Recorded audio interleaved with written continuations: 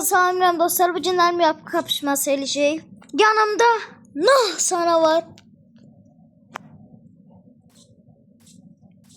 Ne oldu? Oya.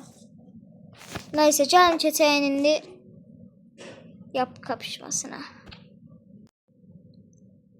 Her neyse, Nah sana keçdi yerine. Şimdi biz evimizi düzeldik. Neyse, biz eşyalarımızı alaq. Belə. Eşyalarımızı alaq, ev tikməyə başlayaq.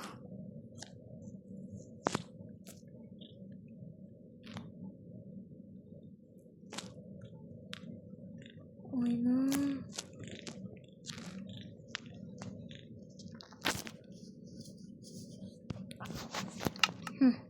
Belə. Burada tabela var. Ne yazır? Abone ol. Abone olun. Bunu da kır.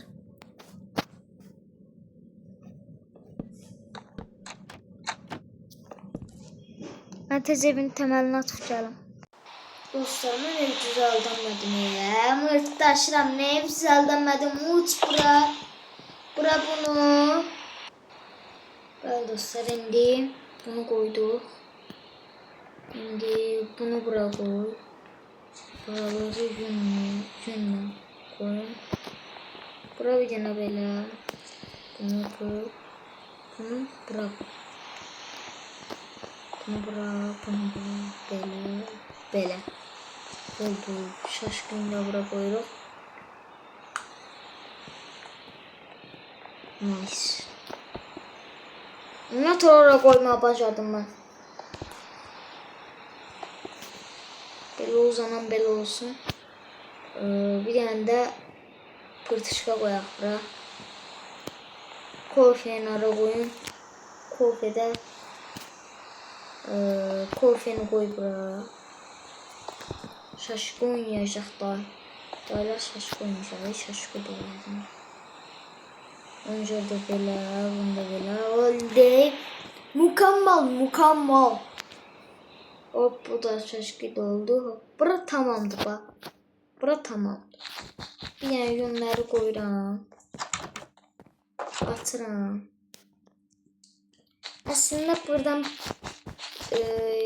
bazı yerler tamamlamışam. Mutfaqdır, tamamlamışam mutfağı. Yatak otağıdır. Tamamlamışam. Tuvaletdir, tamamlamışam. Bir tane de ders oxuma yeri tamam eləyim. Bura.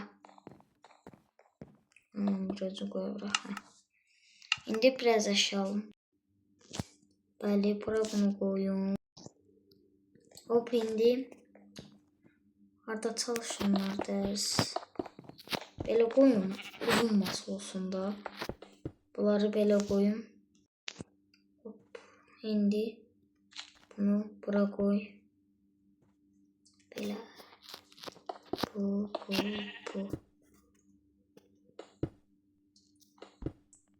Bunlar öyle çok yaxşı oldu.